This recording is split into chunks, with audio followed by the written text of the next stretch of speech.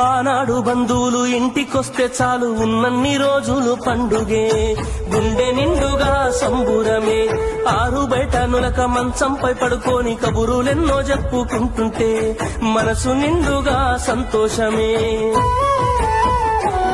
వాళ్ళు తిరిగి ప్రయాణం అవుతుంటే ఇంకో రోజుంటే బాగుండనిపించి ఎక్కే బస్సు వచ్చి వెళ్ళిపోయేదాకా చెప్పులు దాచిన జ్ఞాపకమే. బరువైన గుండెతో బాధపడేది కన్నీళ్లతోనే సాగనంపేది, బరువైన గుండెతో బాధపడేది కన్నీళ్లతోనే సాగనంపేది. ఆనాటి ప్రేమలు ఏమాయరో, బంధాలు బంధుత్వం ఎటువాయరా. డబ్బు బంధాలే మిగిలేనురో, మనుషులే దూరమయ్యేనురా.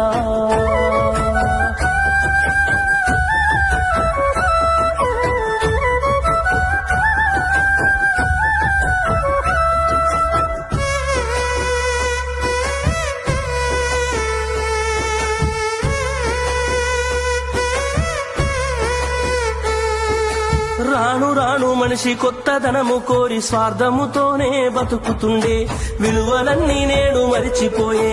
అయిన వాళ్లతో అనుబంధమంటే మొక్కుబడులుగా మారిపోయే, రక్త సంబంధాల ఉనికి మంట గలిసే. ఒకటే ఊరిలో ఉంటున్నా ఏడాదికోసారి కలుసుడాయే, ధనవంతులుగా కొంత మారిపోతే నిరుపేద బంధువుల మరిసిపోయే.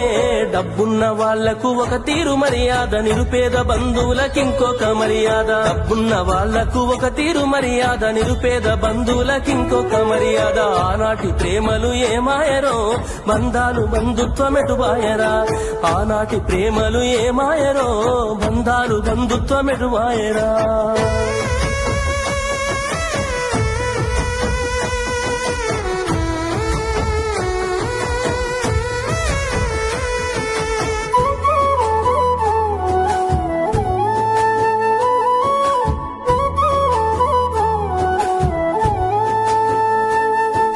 రక్తం పంచుకొని ఒకటే ఇంటిలో జన్మను ఎత్తి కూడా పెరిగిన అన్నదమ్ములైన అక్క చెల్లెళ్ళైన వేడుక ఏదైనా జరిగితే తప్ప కలుసుకోవడం జరగదాయే, మనసారా మాట్లాడుకోరాయే.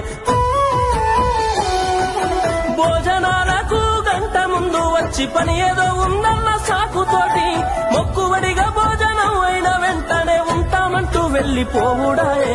కనతల్లిదండ్రులను పలకరించే తీరిక లేని సంపాదనాయే, కనతల్లిదండ్రులను పలకరించే తీరిక లేని సంపాదనాయే. ఆనాటి ప్రేమలు ఏమాయరో, బంధాలు బంధుత్వం ఎటువాయరా. డబ్బు బంధాలే మిగిలేనురో, మనుషులే దూరమయ్యేనురా.